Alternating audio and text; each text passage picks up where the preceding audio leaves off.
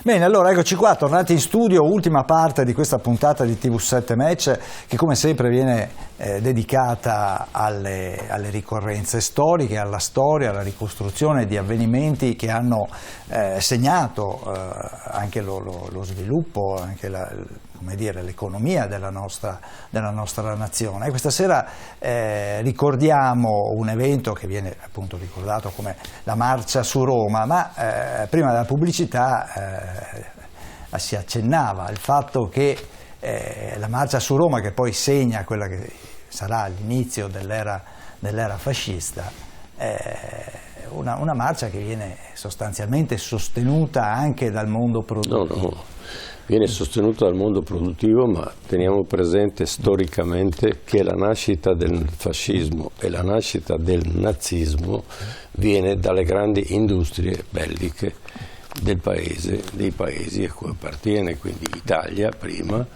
è un fenomeno diciamo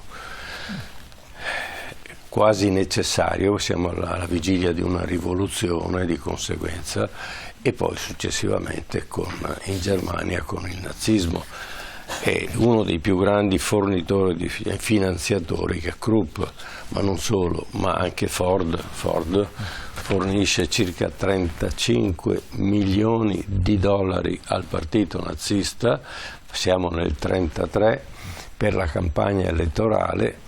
E ricordiamo una cosa, che il livello economico della Germania a quell'epoca, $1 americano valeva circa 4 miliardi e mezzo di Deutschmark, cioè di marchi tedeschi.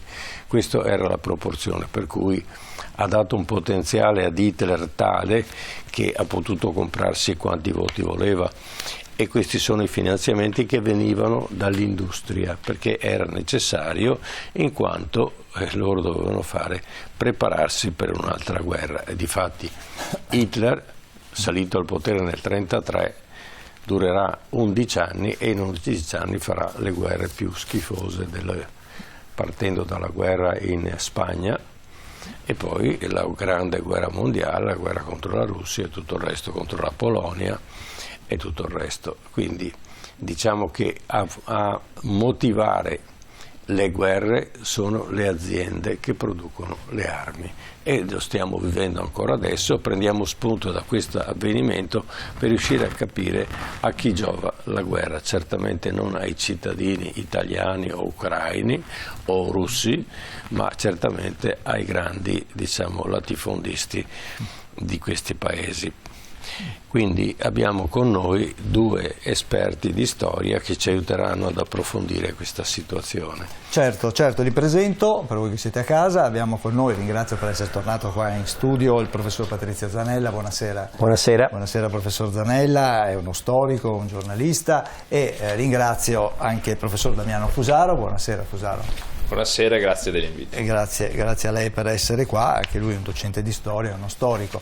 Ecco,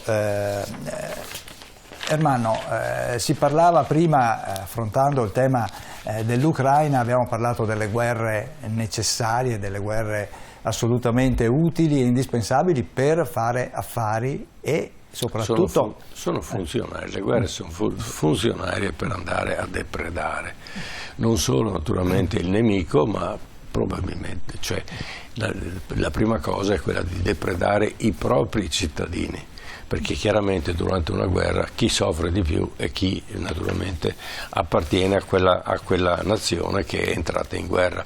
Poi naturalmente chi vincerà o chi perderà si faranno i conti alla fine, ma per esempio alla fine della seconda guerra mondiale, diciamo, i grandi truffatori tedeschi, i nazisti, i soldi li avevano già portati all'estero, e uno di quelli che gestiva queste cose era un certo Schacht, che era un banchiere che gestiva tutti i proventi che arrivavano dal conflitto della seconda guerra mondiale.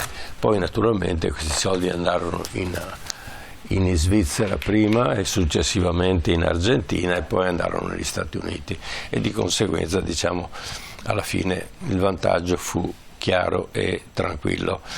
In questo senso noi abbiamo una memoria storica che è la marcia su Roma. Allora sembra che la marcia su Roma sia una marcia in qualche maniera patriottica che rivendica, diciamo, il diritto dei cittadini italiani ad avere una politica più aperta. Siamo all'indomani del primo conflitto mondiale, c'è una specie di rivoluzione in atto perché chiaramente i soldati che tornano dal fronte non vengono osannati, vengono presi in giro, bisogna dirlo una volta per tutte, e soprattutto non c'è un'economia che accetti naturalmente la possibilità di trovare lavoro.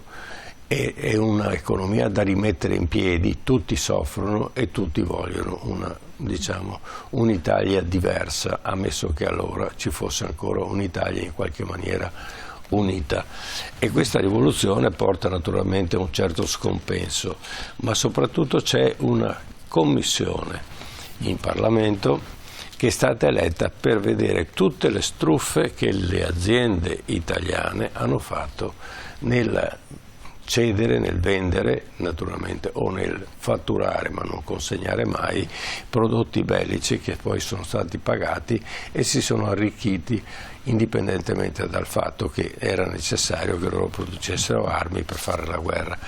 Ecco, questa commissione è estremamente pericolosa perché naturalmente mette in crisi tutta l'economia, ulteriormente l'economia italiana, e allora vanno da Mussolini. Mussolini non è a Roma, Mussolini aspetta a Milano a vedere come finisce questa cosa e aspettano anche loro come si comporterà. Naturalmente in questo senso abbiamo anche un antagonismo all'interno della famiglia dei Savoia, perché Amedeo di Savoia vuole, diciamo, mettere da parte Vittorio Emanuele III, ma Emanuele III tende a mantenere il proprio regno, e di conseguenza anche in questo conflitto c'è un'influenza per cui Vittorio Emanuele III cederà il potere a Mussolini. Il resto lo conosciamo, ma di questo appunto ne parliamo con i nostri ospiti. Vuoi fare un'introduzione, Patrizio Danella, su questo argomento, cioè quanto ha influenzato l'economia sulla marcia di Roma e sul fascismo successivamente? Beh, senza l'appoggio del mondo industriale Mussolini non avrebbe avuto tutte le carte a posto.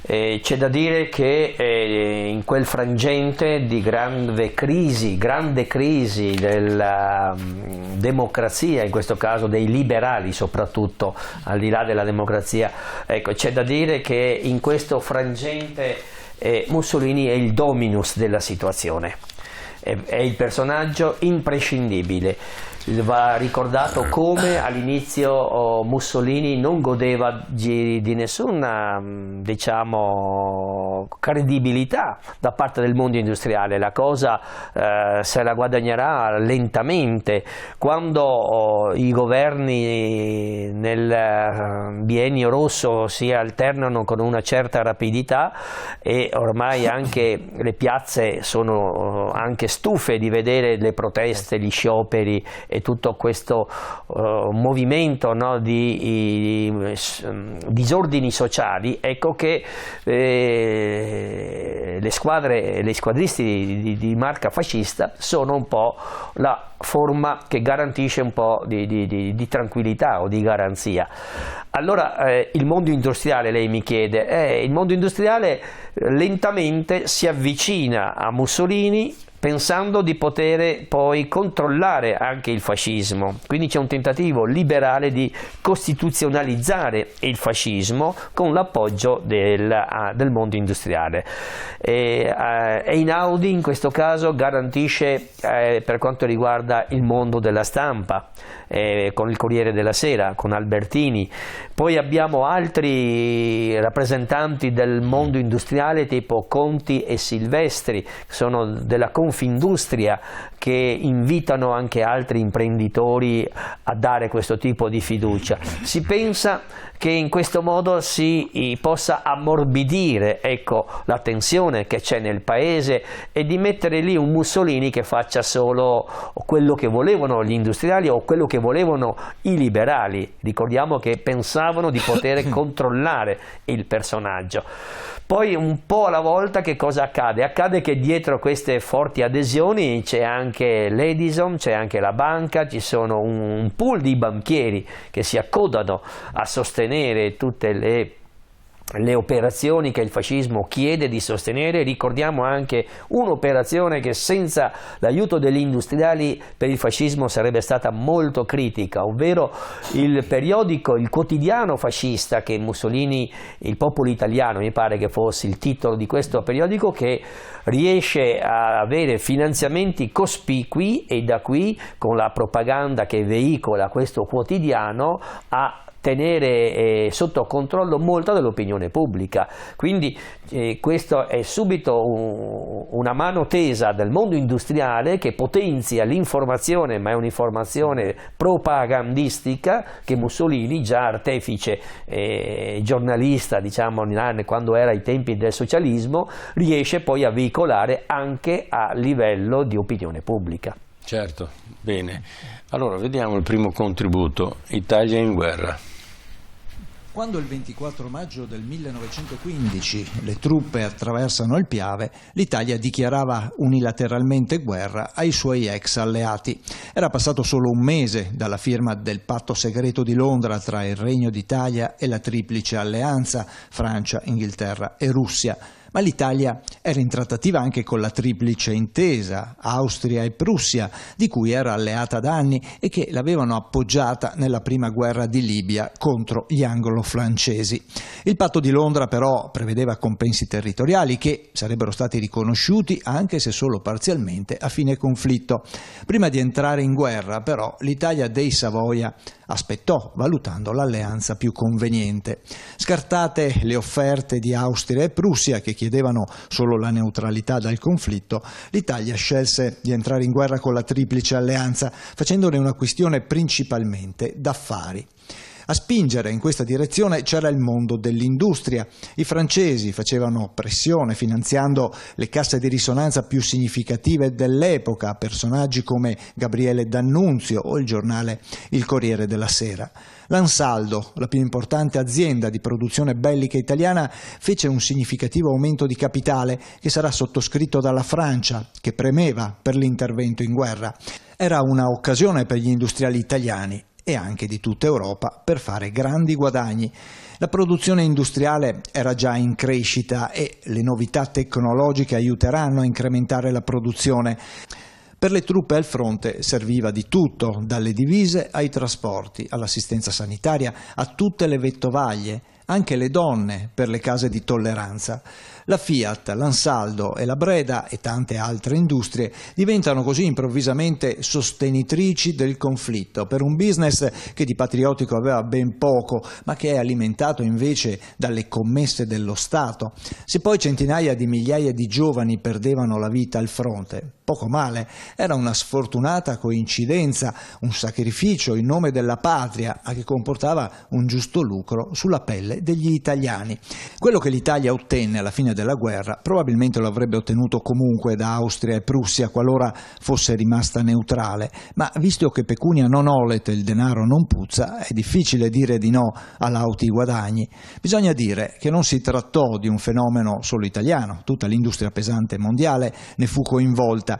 Era passato il concetto che più si ammazza e più si guadagna, e se lo sterminio è di massa va anche meglio. Così si è entrati nella logica della ricerca di armamenti sempre più performanti e devastanti. Ma visto che il denaro non è mai abbastanza, gli industriali innescarono anche uno scellerato ma proficuo ciclo di corruzione su vasta scala. Con fatturazioni e consegne fasulle delle forniture belliche riusciranno a decuplicare gli utili. E mentre centinaia di migliaia di giovani sacrificavano la loro vita al fronte per la patria, gli industriali dell'epoca si arricchivano grazie anche a produzioni assurde, come sarà quella delle delle corazze metalliche che avrebbero dovuto fermare i proiettili delle mitragliatrici austro-ungariche. La loro efficacia fu testata direttamente al fronte e il risultato fu una strage di soldati italiani che cadevano sotto il fuoco austriaco e quello amico, perché chi indietreggiava veniva ucciso perché considerato codardo e traditore.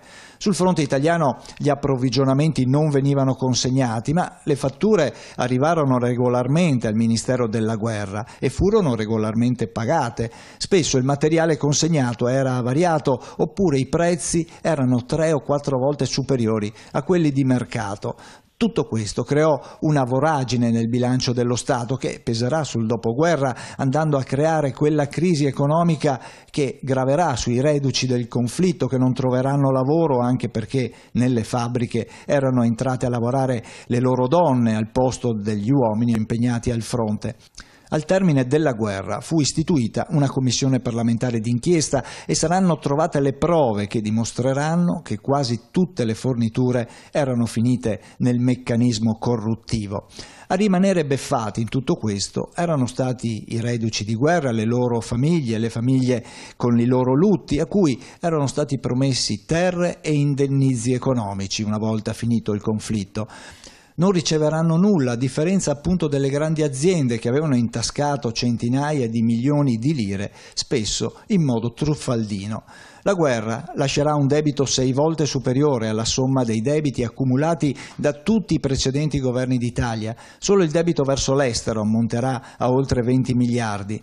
A risolvere il problema fu Mussolini, che alla vigilia della marcia su Roma incontrò i massimi industriali che gli offrirono il loro appoggio in cambio dello scioglimento della commissione d'inchiesta, e fu quello che avvenne.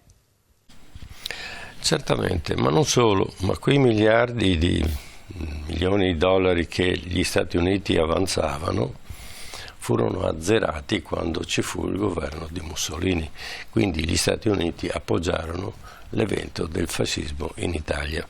Lascerei la parola naturalmente al nostro professore, prego. Sì, allora è chiaro che quando si parla di guerra non si può non parlare anche di economia, nel senso che spesso purtroppo è la fonte. Le ragioni economiche sono le vere ragioni. Poi ovviamente nelle società di massa dobbiamo raccontarci le belle storie e motivarle, che se poi guardiamo bene in realtà anche nella storia succede, perché se pensiamo alla guerra di Troia che il mito ci racconta, che fu combattuta per liberare una donna rapita, in realtà se prendiamo da dove era collocata Troia capiamo che era per gli scambi commerciali.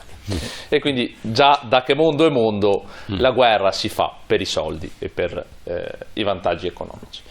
Nel caso poi delle 2 guerre che abbiamo vissuto nel secolo scorso, l'aspetto economico è stato preponderante e soprattutto le ragioni ideologiche si sono inventate per giustificare certi massacri sono state ancora più forti.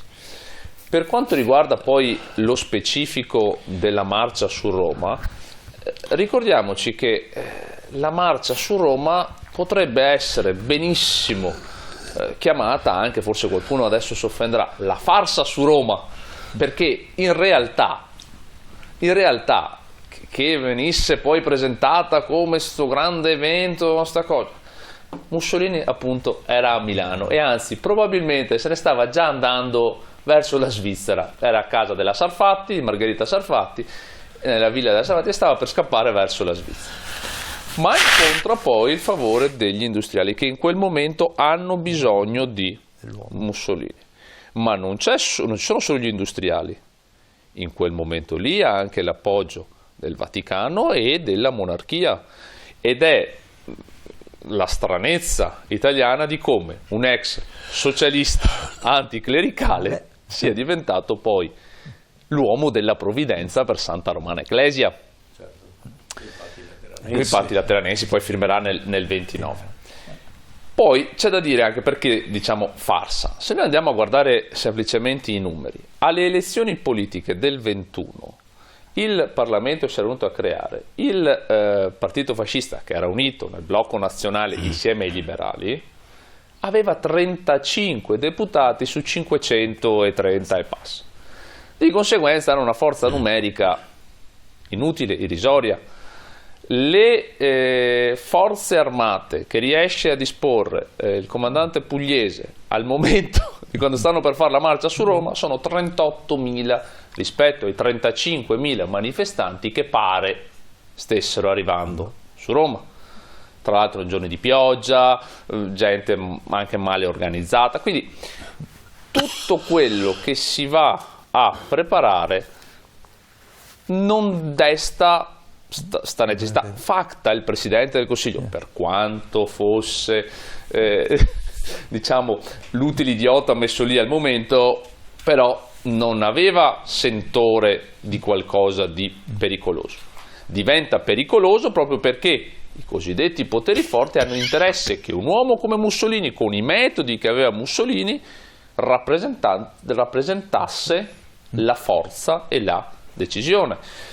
Da tempo Mussolini dichiarava: ho questo dilemma se arrivare in maniera legale o in maniera rivoluzionaria. Certo, minaccia, ma poi di rivoluzionario non fa nulla, perché prima c'era la monarchia e dopo la marcia su Roma c'era sempre la monarchia.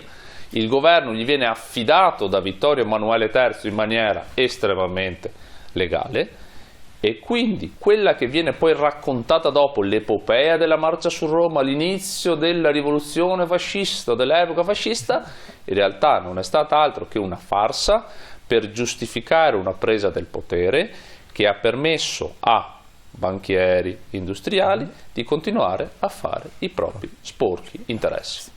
A fare le guerre, perché poi in pochi anni si arriverà abbiamo tutte le guerre africane, più tutto fino alla seconda guerra. Tra l'altro, mondiale. tra le prime cose che fa dopo la marcia su Roma c'è anche salvare il Banco di Roma, e quindi che era una banca che seguiva molti istituti cattolici, e quindi anche lì ecco perché il debito che aveva Mussolini nei confronti di parti della Chiesa che lo appoggiano è questo. E un'altra assurdità è che nonostante ci fosse un partito popolare con Don Sturzo che era contrario al fascismo, alcuni settori ecclesiastici appoggiarono l'avvento del partito fascista. Ma inizialmente, come giustamente diceva il professor Zanella, tutti pensavano che Mussolini potesse essere utile, pensavano di servirsene, e poi invece hanno dato via libera ad una dittatura.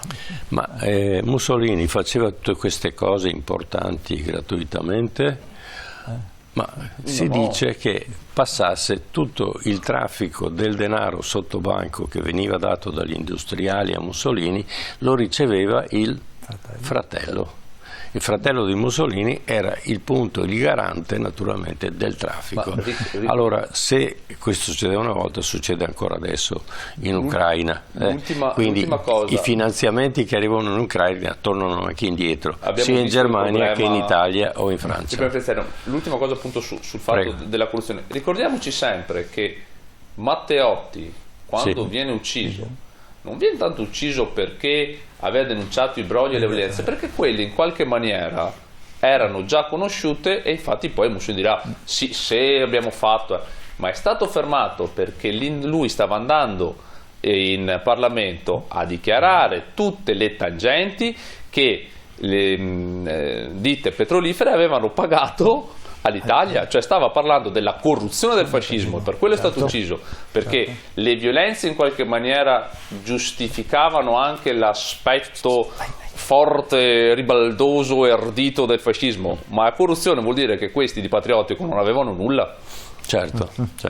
Allora passiamo al secondo contributo, Mussolini e i reduci. Il bilancio della Grande Guerra fu disastroso per lo Stato italiano. Al danno finanziario si dovranno sommare le vittime del conflitto, che rappresenteranno il costo economico più grande, 1 milione di morti o di giovani rimasti invalidi per le ferite che non potranno più lavorare, e se li volessimo valutare anche solo 1.000 lire dell'epoca ciascuno, la perdita per l'economia fu di oltre 1 miliardo ogni anno. In barba alla tanto decantata patriottica vittoria, il paese uscì impoverito e devastato dal conflitto, mentre centinaia di migliaia di italiani erano stati obbligati a morire per un re ingrato e stupido. Fu il generale Diaz a rilanciare il concetto di patria.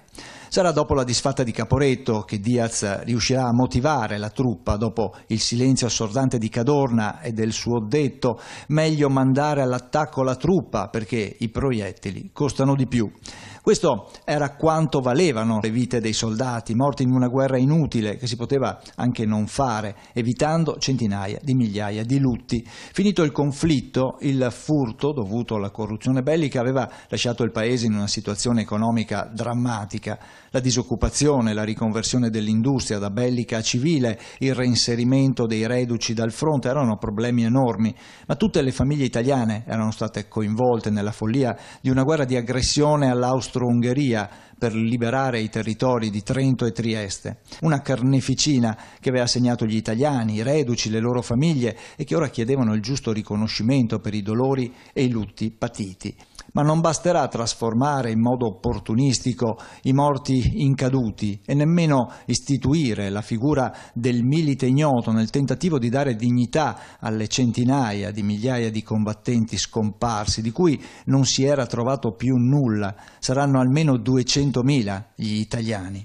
Per questi figli mai più tornati a casa, nemmeno da morti, gli stati si inventano il milite ignoto, l'eroe senza nome della grande guerra, morti eroiche, frutto di un sacrificio e che viene ricompensata con la gloria.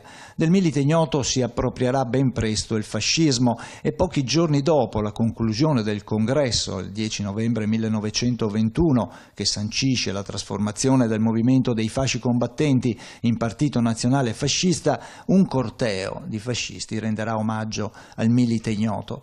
È in questa popolazione martoriata e delusa che Mussolini trova il terreno fertile per il suo movimento, un movimento che diventa partito e che intende difendere la guerra e la vittoria come inizio di una rivoluzione italiana per combattere il bolscevismo socialista, rivendicare il diritto-dovere dei reduci di guerra di trasformare la società italiana anche con metodi rivoluzionari. L'amore per la patria, i torti subiti al tavolo della pace di Versailles per una vittoria mutilata sono i motivi che spinsero i reduci verso il riscatto, insieme all'esaltazione del mito della guerra e del sacrificio dei reduci, che erano anche bersaglio di umiliazioni e di offese. I reduci furono aggrediti per strada, picchiati, discriminati. Dopo il conflitto nacque l'idea di una guerra grande, non tanto per l'orrore, per le sofferenze, bensì per l'eroismo e il patriottismo dei soldati e la bontà delle motivazioni. Si lavorò per tenere vivo negli italiani il ricordo della guerra con cerimonie, l'istituzione di festività, intitolazioni di vie e scuole agli eroi della guerra. Ma lo strumento più efficace furono i monumenti ai caduti e fu soprattutto Mussolini a favorirne la diffusione. Il loro obiettivo immediato era la commemorazione dei soldati morti, ma nei testi delle lapidi, dove le iscrizioni descrivevano la guerra come una sofferenza giusta e necessaria, i soldati erano eroi che consapevolmente e volontariamente avevano sacrificato la propria vita per la patria. In sostanza, i monumenti e le lapidi presentavano la guerra come un momento di grandezza dell'Italia e degli italiani, dunque come un'esperienza estrema ma assolutamente positiva. Niente di più lontano dalla realtà. Monumenti progettati non solo per offrire alle famiglie un conforto e una giustificazione per la morte dei loro cari, ma anche e soprattutto per costruire la memoria di una guerra grande che ne falsificava la realtà, nascondendone gli aspetti più violenti e assurdi. Prego, Patrizio Zanella, ci troviamo di fronte a una situazione che poi proseguirà naturalmente. Prego. Diciamo alcune precisazioni di carattere generale. Fra tutte le guerre che l'uomo ha combattuto sul pianeta Terra, la prima guerra mondiale possiamo dire che sia stata devastante sul piano geopolitico. Non è stata la vittoria di un paese su un altro, il ridimensionamento di alcuni confini rispetto ad altri paesi, ma è stata proprio una catastrofe dell'Europa, perché implode, deflagra al suo interno, perché tutte le potenze e ben 4 imperi finiscono di esistere. È giusto ricordarlo: l'impero dei Romanov, l'impero prussiano, l'impero austro-ungarico, l'impero ottomano.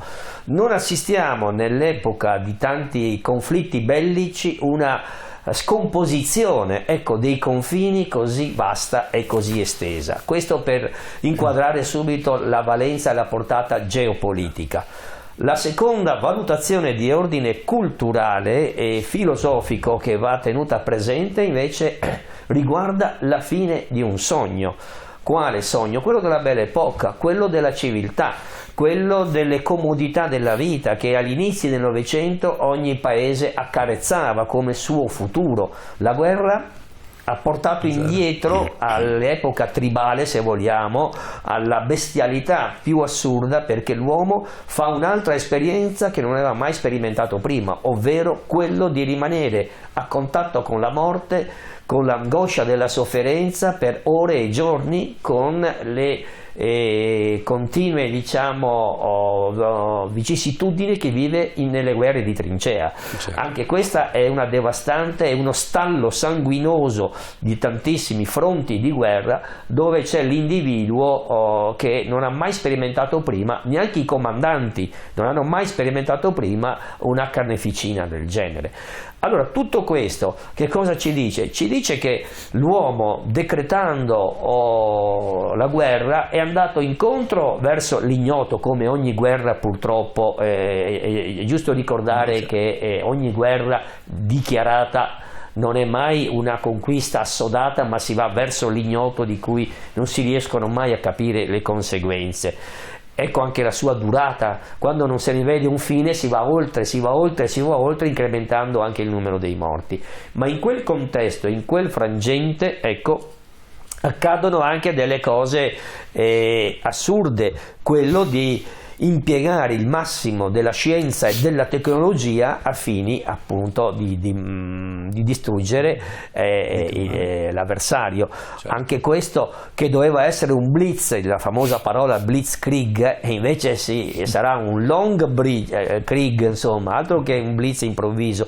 Tutto questo spiazza comandanti militari che avevano pieni poteri. Ricordiamo che i politici, una volta dichiarata la guerra, sparivano dalla scena o facevano solo i comprimari, perché erano i generali che poi la guidavano sul piano tattico e militare. Ed è per questo motivo che anche Cadorna diventa il capo supremo, ma diventa anche un capo con una mentalità e un approccio sbagliato rispetto alle guerre ottocentesche che lui aveva in testa.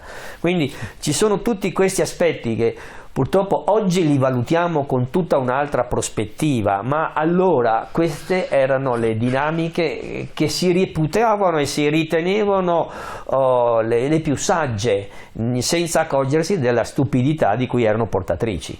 Sì, però bisogna tornare sull'argomento, cioè a chi giova la guerra. Giova a pochi a svantaggio di molti.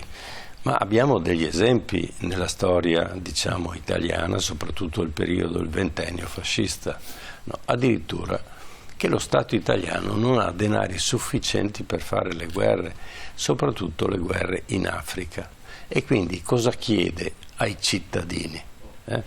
La cosa più significativa dell'epoca, oggi si usa meno, l'oro per la patria. Allora, prego, sì, Fusaro, cos'era l'oro per la patria e dove fu trovato l'oro per la patria? Viene chiesto le fedi nuziali, vengono chieste alle persone le fedi nuziali per finanziare appunto la patria. E qui mi torna in mente una commedia di Dürrenmatt, Romolo il Grande, in cui diceva ogni volta che lo Stato si fa chiamare patria è in procinto di perpetrare massacri. Sì. Però sull'oro alla patria ho un aneddoto personale della mia famiglia, sì, molto significativo.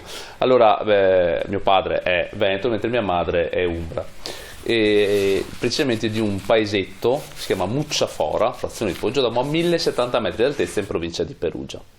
E quando andarono a chiedere l'oro alla patria, mia bisnonna, che aveva già perso un figlio, o meglio non sapeva dove era finito perché è stato 2 anni che non tornava da avventura in Africa, quando arrivarono a chiederle l'oro per la patria, lei disse: tagliatemi il dito, vi ho già dato un figlio, non vi do nient'altro.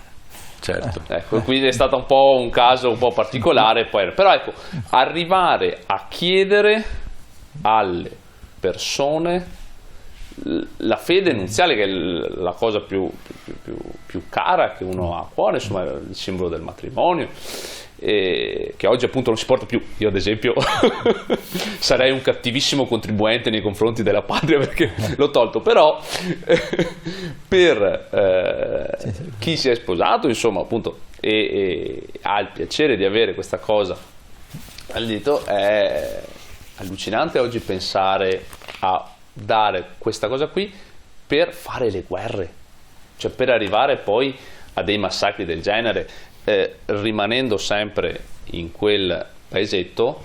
Poi purtroppo il 30 novembre, visto che siamo come data, insomma, siamo il 30 novembre del 43, ci sarà una rappresaglia nazifascista in quel paese. Sì. E era un paesetto dei pastori, Sì. okay?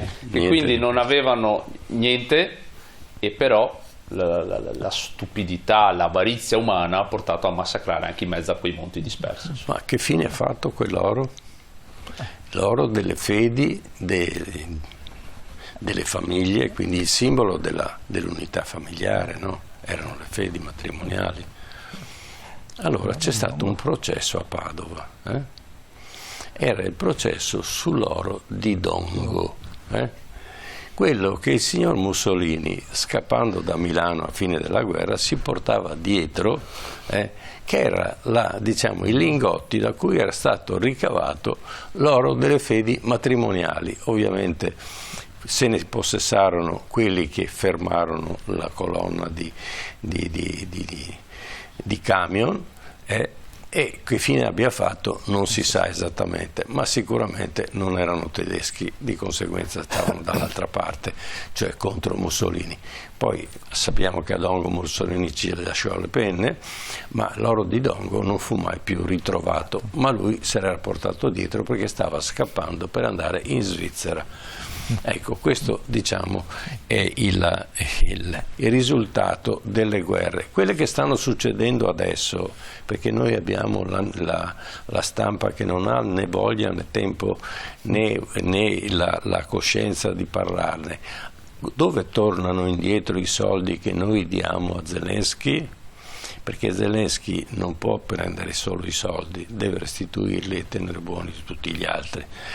Perché i soldi che noi diamo, così vale per la Germania, così vale per la Francia e tutte le nazioni che finanziano l'Ucraina, sono un fondo segreto, escono da un fondo segreto, quindi non si deve dar conto di dove vanno, cosa servono e quanti sono, perché si sa soltanto approssimativamente un totale, ma poi che fine faranno, visto che il signor Zelensky se ne prende una parte, certamente un'altra parte, come abbiamo visto anche sui casi di Mussolini piuttosto che di altri casi di quella guerra dei 30 anni, il possesso di questi soldi torneranno ai beneficiari che hanno pagato per conto nostro, quindi noi stiamo pagando i nostri politici che fomentano questa guerra che non servirà a nulla se non a Putin, o non servirà a nulla se non a qualche altro. Ecco. Bene, passiamo al terzo contributo. E siamo alla marcia. Nella primavera del 1921 si erano tenute le prime elezioni politiche per l'elezione della Camera dei Deputati, a cui parteciparono gli elettori dei territori neoannessi della Venezia Tridentina e della Venezia Giulia, e i deputati erano stati aumentati da 508 a 535. Il Partito Socialista vinse le elezioni e ottenne 126 deputati, il Partito Popolare ne ebbe 108, Giolitti 105. I cattolici avevano dato vita al Partito Popolare Italiano nel 1919, primo partito di ispirazione cattolica fondato da Don Luigi Sturzo. Poi c'era il Blocco Nazionale di Giovanni Giolitti, che comprendeva i liberali, l'Associazione Nazionalista Italiana e i fasci italiani di combattimento di Mussolini, una alleanza coalizzata contro l'ascesa dei partiti popolari, socialisti e comunisti.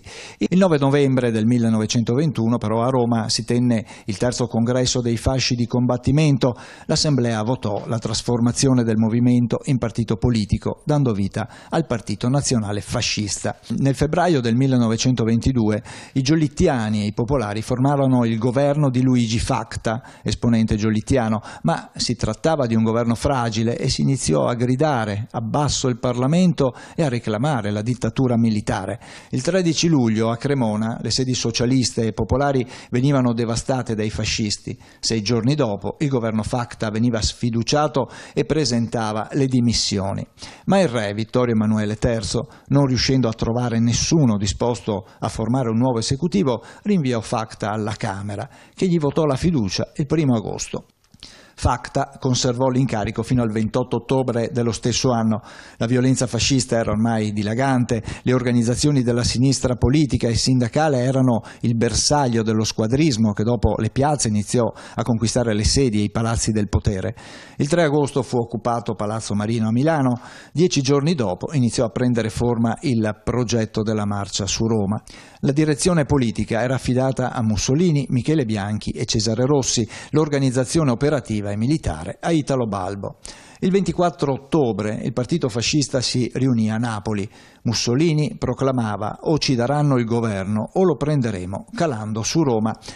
Il governo in carica non prese sul serio le parole di Mussolini. Maestà, la presunta marcia su Roma è tramontata, scriveva in un telegramma Luigi Facta al re Vittorio Emanuele III nell'ottobre del 22, liquidando come fosse fallito, addirittura mai avvenuto, l'evento che avrebbe invece dato inizio alla demolizione delle istituzioni democratiche.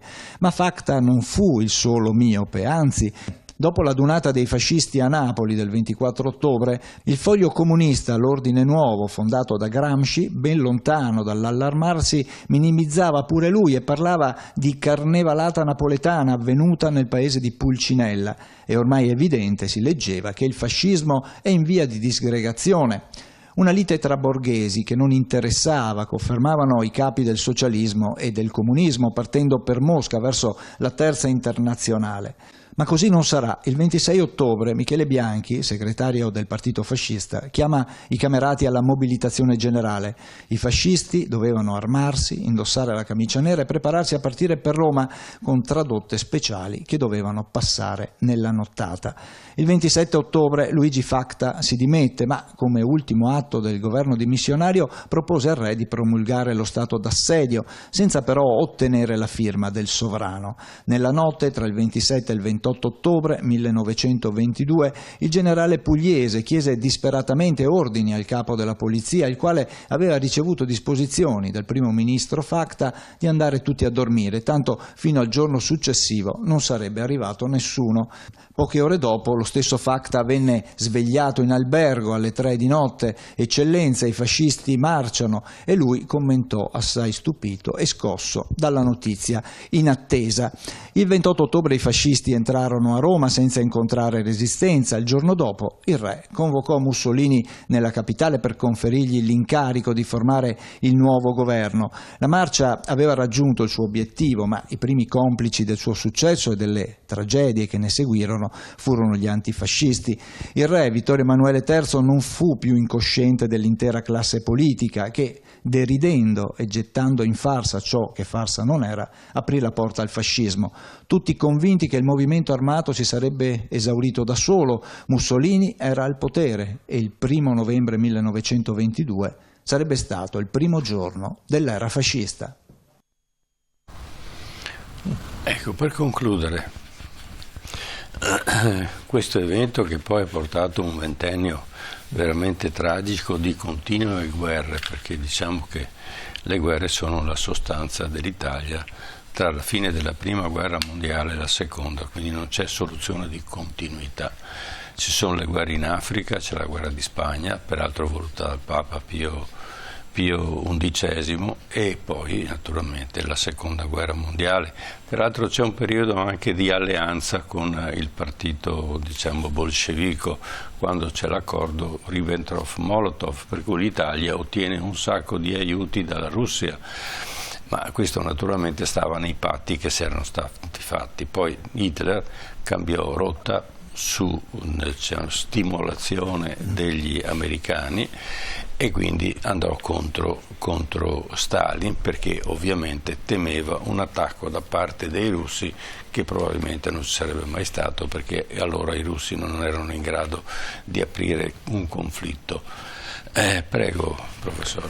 Sì, mi appoggio al filmato che cerca di riassumere questo colpo di Stato, se così lo vogliamo definire.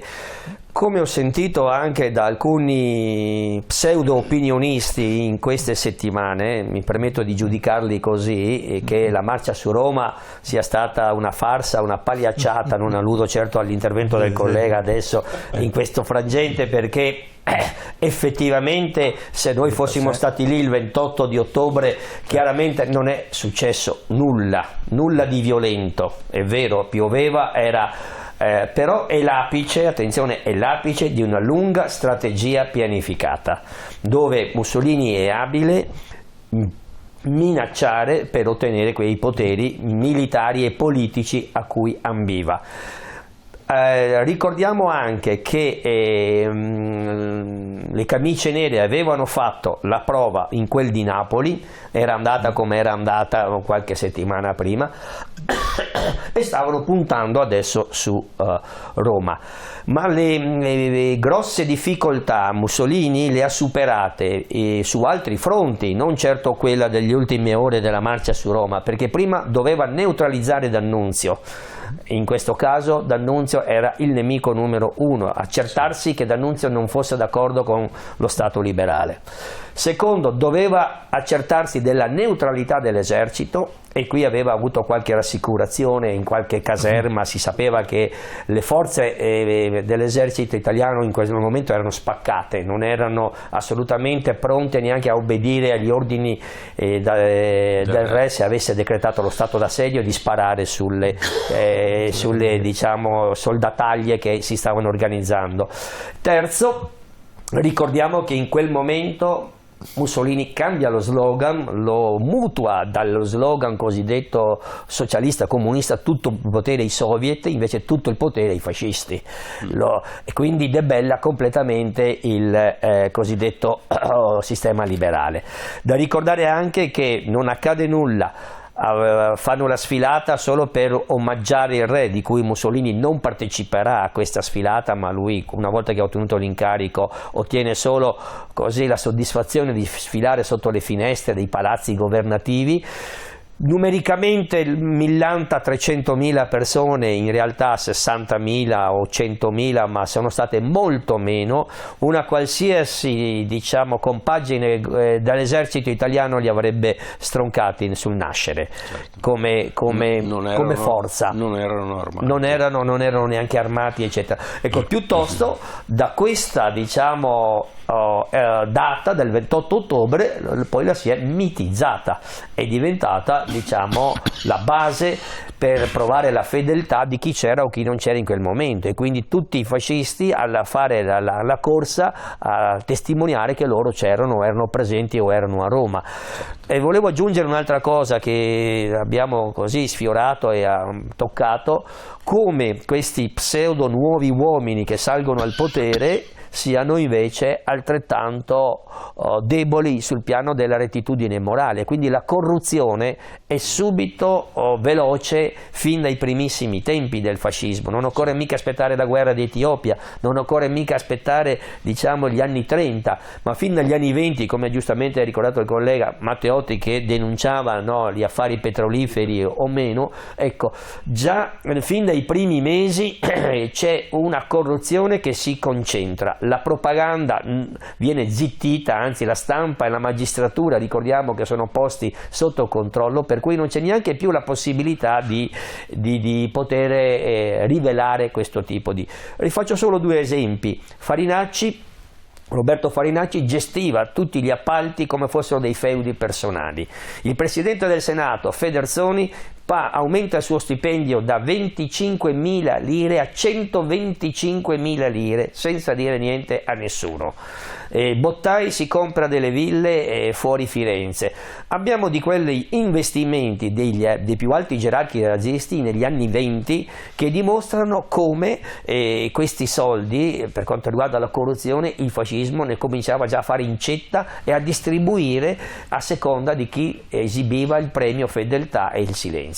Ecco, diamo una proporzione, perché dire 25.000 lire fa sorridere ai nostri telespettatori che non hanno una certa età, ma c'era una canzone, vorrei avere 1.000 lire al mese, cioè vuol dire uno stipendio eccezionale era 1.000 lire, già 25.000 era uno stipendio, come dire 25.000 euro, 125 1.000 lire erano 150.000 euro di adesso, insomma, ecco, pressa poco questo era il cambio, e di conseguenza abbiamo visto come poi questa è diventata corruzione e la corruzione ha continuato. Quindi il mito della legalità fascista è veramente un mito, che però sono stati bravi a livello di propaganda a renderlo credibile, che c'era ordine, che non c'era la corruzione.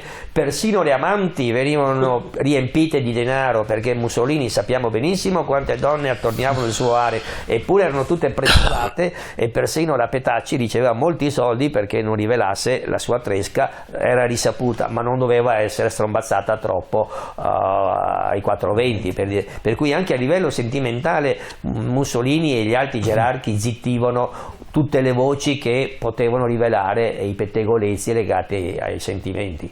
Sì, prego, sì, una conclusione. Mi allaccio su questo, se poi pensiamo anche alla fine che ha fatto fare al figlio con la madre messa in manicomio, uno dei figli messo, ecco, insomma, sulla rettitudine su questo.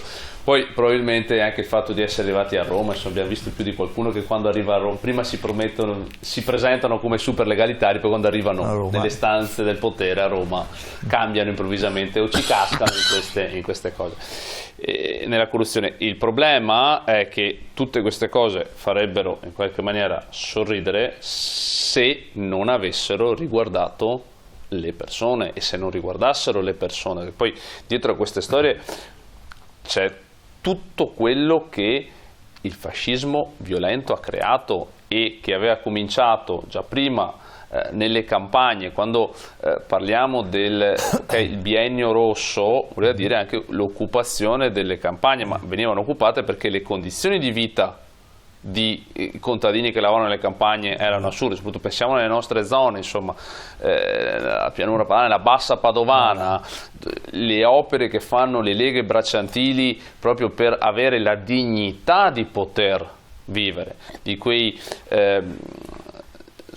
giovani che erano stati mandati al fronte con la promessa di avere terra e poi non avevano avuto nulla, erano rimasti anche mutilati, e tutte le problematicità che c'hanno. Quindi venivano presentati questi problemi. La risposta violenta del fascismo è una risposta che avrebbe dovuto allarmare, e invece è stata giustificata ed è stata utilizzata. Cioè, dietro a Mussolini, non è che Mussolini fosse un mostro a 7 teste.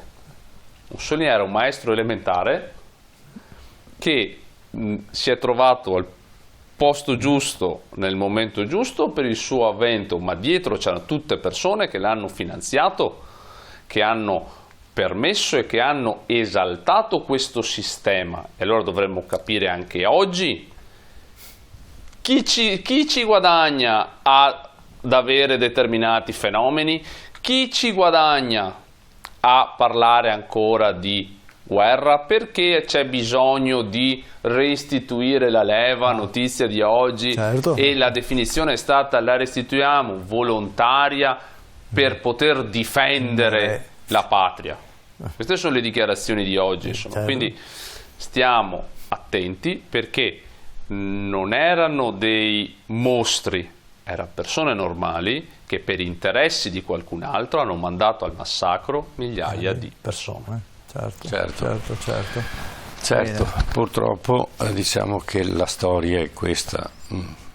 per uscire un attimo dalla prospettiva storica di Mussolini, diciamo che uno di quelli che ha insegnato, è stato il capostipite di queste guerre, fu Giulio Cesare, perché nelle guerre galliche mandò a Roma la modica cifra di 1.200.000 schiavi, che erano naturalmente galli, che non avevano fatto nulla a Roma, anzi avevano appena fatto un accordo di pace con Roma per non avere ulteriori conflitti, ma Giulio Cesare vuole fare ricca Roma e naturalmente nel discorso di Antonio rimprovera i romani, dice: vi hanno fatto ricchi ma voi non avete nessuna riconoscenza nei confronti di questo uomo che è morto per voi. Ecco, tanto per capire come viene raccontata la storia.